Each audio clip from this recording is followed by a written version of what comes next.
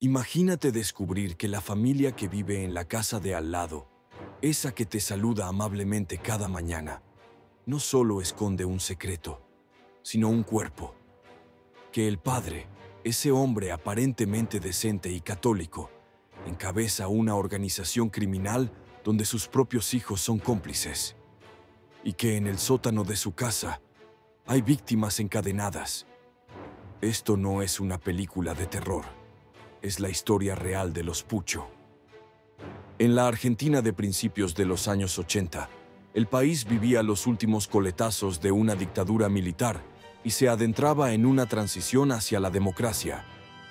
En medio del caos social y político, una familia acomodada del barrio de San Isidro, en Buenos Aires, se convirtió en el centro de una de las historias más escalofriantes del crimen organizado argentino. La familia Pucho parecía, a simple vista, normal, tradicional, respetable. El patriarca, Arquímedes Pucho, era un hombre de modales correctos, devoto católico, exagente de inteligencia con supuestos vínculos con la dictadura. Su esposa, Epifanía, mantenía un perfil bajo. Sus hijos practicaban deportes, asistían a la universidad, y uno de ellos, Alejandro, era una promesa del rugby argentino, incluso parte del equipo nacional Los Pumas. Nadie podía sospechar lo que ocurría detrás de las paredes de esa casa de fachada modesta.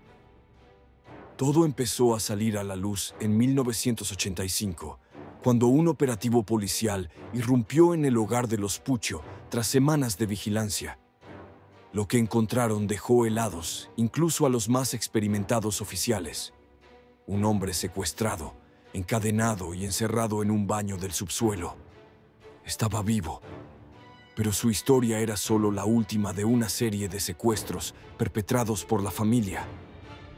Durante años, los Puccio se habían dedicado a capturar personas adineradas, muchas de ellas conocidas o amigas del propio Alejandro, y exigir rescates millonarios.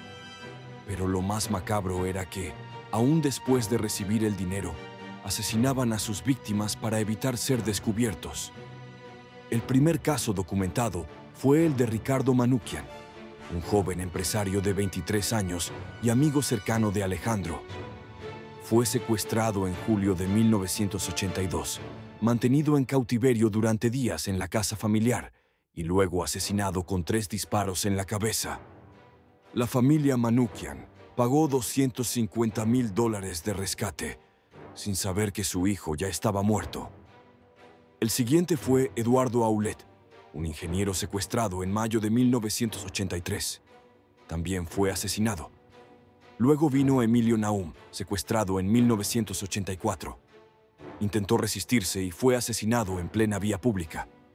Finalmente, en agosto de 1985, intentaron secuestrar a Nélida Bollini de Prado, una empresaria viuda, quien fue la única víctima rescatada con vida. Pero ¿cómo es posible que todo esto sucediera en una casa de familia? ¿Que los vecinos no escucharan nada? ¿Que una madre, unos hermanos, un hogar entero estuviera involucrado en esta maquinaria del horror? La respuesta es más perturbadora de lo que parece.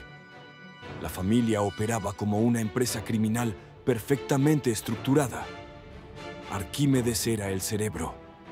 Alejandro, el gancho que atraía a las víctimas.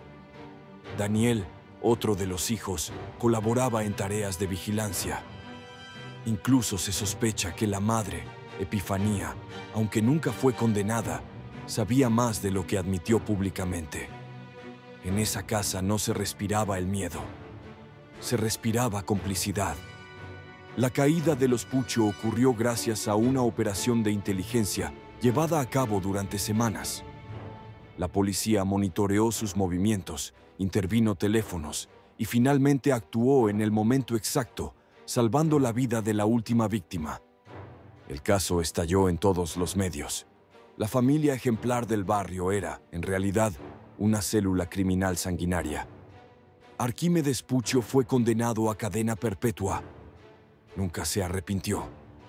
En entrevistas posteriores, llegó a declarar que sus acciones estaban justificadas y que solo cumplía órdenes superiores.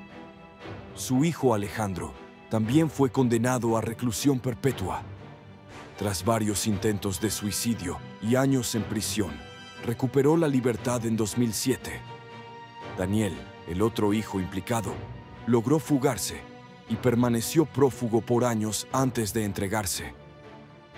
El resto de la familia, la madre, 2 hijas y otro hijo, Guillermo, quien se negó a participar en los secuestros, no fueron condenados formalmente, aunque el estigma los acompañó para siempre.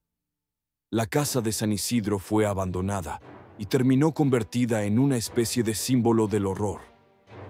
Pero lo que más impactó de este caso no fue solo la brutalidad de los crímenes, sino la mezcla de lo íntimo con lo monstruoso. No se trataba de una banda de delincuentes comunes. Se trataba de un padre que enseñó a sus hijos a matar, de una familia que, en lugar de educar en valores, construyó una empresa de muerte entre 4 paredes. En la cultura popular, el caso de los Puccio ha sido llevado al cine, a las series y a libros. La película El Clan, dirigida por Pablo Trapero, revivió la historia para nuevas generaciones, mostrando el contraste entre el hogar tranquilo y la violencia subterránea. Porque al final, eso fue lo que hizo a este crimen inolvidable, su camuflaje perfecto dentro de la normalidad. Los Puccio no fueron monstruos aislados. Fueron una muestra de cómo la violencia, el poder y el dinero pueden distorsionar por completo el concepto de familia. Cómo el mal, cuando se alimenta entre paredes, puede crecer hasta envolverlo todo. ¿Y tú? ¿Crees que todos los miembros sabían lo que pasaba en esa casa? ¿Puede una familia entera volverse cómplice del horror? Déjame tu opinión en los comentarios.